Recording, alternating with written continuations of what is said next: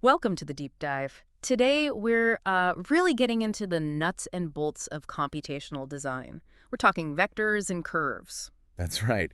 We're looking at a recent lecture and basically pulling out the absolute essentials for you. Exactly. Think of it as the highlight reel, the stuff you really need to know without wading through everything. Our mission, give you those light bulb moments. hmm So whether you're, prepping for a meeting, try to get up to speed on the field, or maybe you're just curious, this should give you a really clear, solid grasp of these core ideas. We want it to be engaging. Focus on the aha stuff.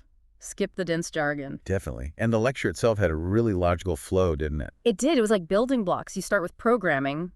Well, a certain level of programming understanding. Right, not being a pro coder necessarily. No, no, more like being able to read and maybe tweak things. And that lets you handle design data. Which brings us to today, vectors and curves. And from there, the path leads to building custom data structures and then, actually creating applications. So you can see why this vector and curve stuff is so foundational. It's step one after getting a grip on the code basics. And that programming goal, is worth stressing, isn't about perfect code. It's more functional. Yeah, like, can you understand it? Can you maybe adjust a script someone else wrote? Or even use something like ChatGPT to help you get a result? Exactly. It's like basic communication skills in a language. You don't need to be Shakespeare, but you need to order coffee, ask for directions. Functional proficiency. Love it. Okay, let's dive in then. Vectors first. Absolutely. Vectors. The lecture hammered this home. They are so important. They're not just math concepts, are they? They're the tools. They're the mechanism, the way you actually manipulate geometry. Yeah. Curves, surfaces, meshes, even complex things like BRAs. What are BRAs again? Boundary representations? Yeah, basically the standard way CAD software defines solid objects. Yeah. But even those, when you want to change them, you're ultimately working with points defined by vectors. The lecture had a great quote on this, something like, Oh yeah, it was something like, if you want to control the curve or surface measure, whatever thing's back operation is the key operation. without the understanding the vector, so you cannot do anything. Something like that. Pretty much sums it up. No vectors, no control. Simple as that. Okay, so we need vectors to push and pull points around. What kind of vector math are we talking about? The basics. Yeah, the core operations. Vector addition, subtraction. And subtraction's tricky, right? Because the order matters. A minus B is different from B minus A. Totally different. Flips the direction. Then you've got scalar multiplication, just scaling a vector, making it longer or shorter. Stretching or shrinking it. And then the dot product and cross product. And the cross product, again, order matters there too, right? Gives you a perpendicular vector. Exactly. Determines the orientation. So those are the basic tools you use with vectors. Got it. Okay, so vectors give us direction and magnitude. Now, curves. The lecture framed these as, well, more than just lines. Right. They're objects that inherently involve both points and vectors. It's about the relationship between them. How they connect, how they influence each other. Yeah, the lecturer put it nicely. Curve is about how we interpret the relations between points. It's not just a static shape. It's the underlying rule. So what kind of data is actually in a curve object in, say, a CAD system? O-loads. You've got the obvious start point, end point that relates to the curve's domain. The domain, that's like the parameter range, usually T. Exactly. A minimum T and a maximum T that sort of define the curve's extent parametrically. From that domain, you can easily find the midpoint. Okay. Then you can find any point on the curve just by picking a tan value within that domain. That's parameterization. Right, so you can sample points along it. But then it gets deeper. Yeah. At any given point, you can find the tangent vector. The direction the curve is heading at that exact spot. Spot on. And perpendicular to the tangent, you have the binormal vector. And then, crucially, the principal normal vector. That one tells you about Curvature. Which way the curve is bending and how sharply. The principal normal points towards the center of that bend. and that leads to curvature itself, the measure of bending, and the radius of curvature, which is just the inverse. Exactly. How tight the turn is. Wow. Okay, that's a lot packed into just thinking about a curve. And the moving frame, what was that about? Ah, the moving frame. Such a neat idea.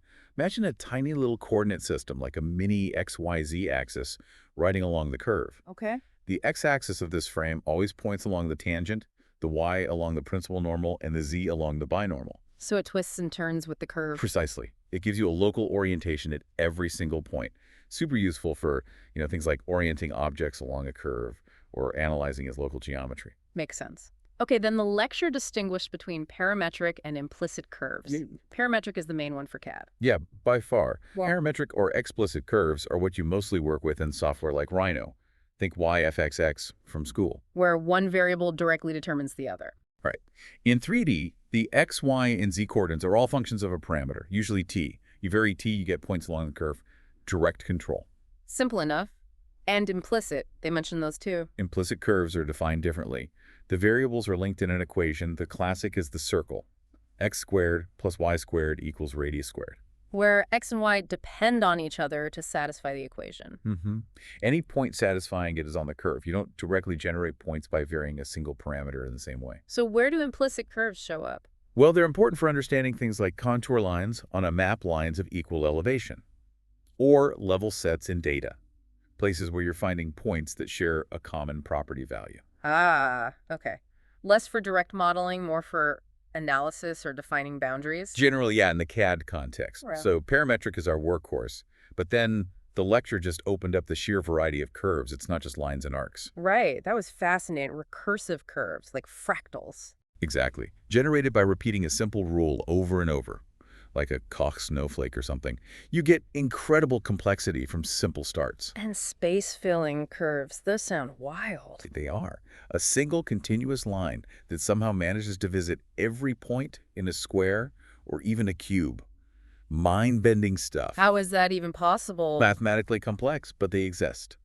Then there are curves from vector fields. That's really cool. Yeah, you mentioned visualizing forces. Think of wind patterns or water flowing or magnetic field lines. You can imagine dropping a particle in that field. And seeing where it goes. Yeah.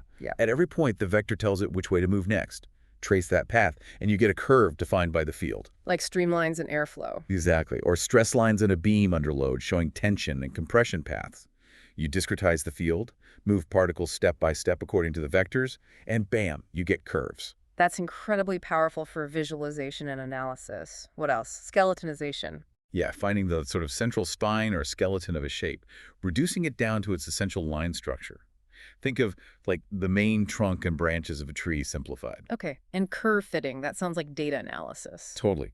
Huge in machine learning, stats. Yeah. You have scattered data points, maybe from an experiment or observation, and you want to find the curve that best represents the trend. Like drawing a line of best fit.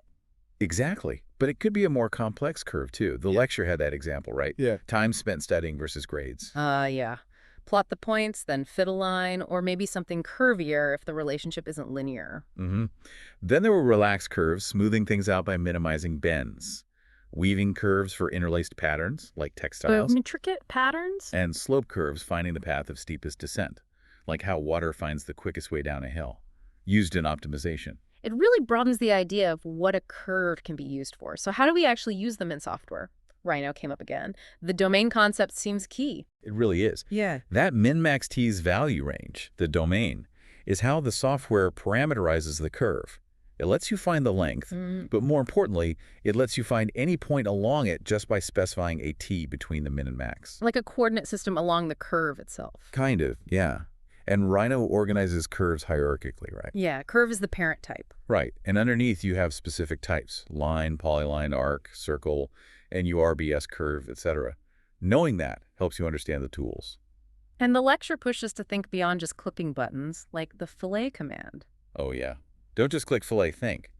What's the vector math happening? How does it calculate where that arc starts and ends and its center? Exactly. It's all vector operations, finding intersection points, normals, calculating distances and angles to place that arc correctly based on the radius you give it. Understanding that gives you way more insight. And control, presumably.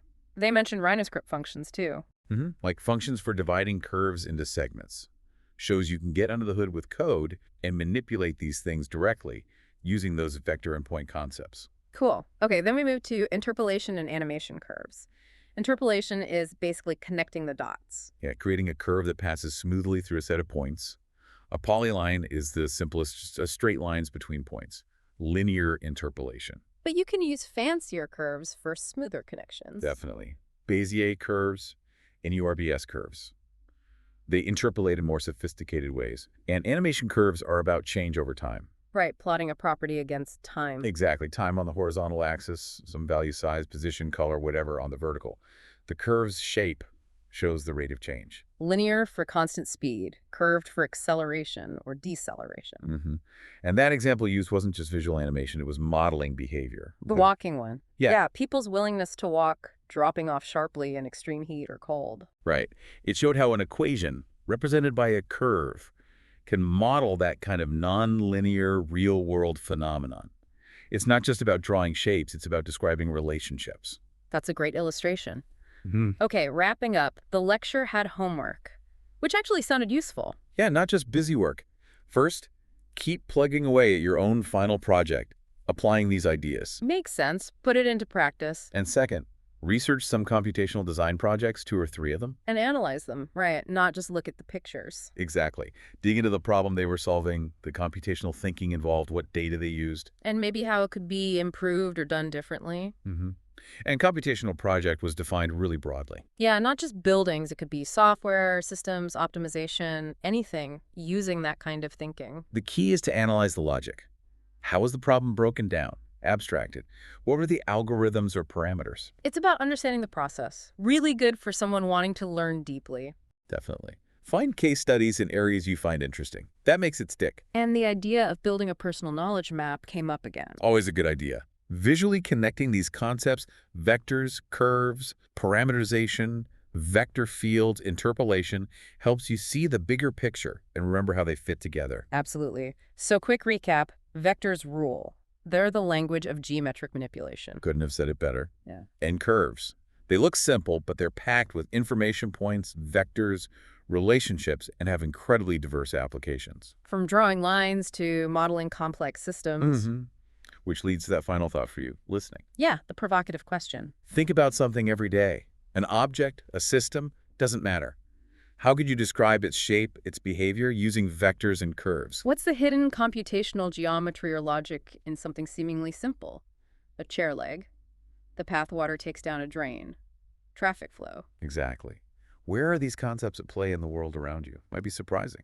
Definitely food for thought. And if you want to explore more, check out Rhino. Dig deeper into curve types. The resources are out there. Hope this deep dive gave you a solid, structured handle on these crucial ideas.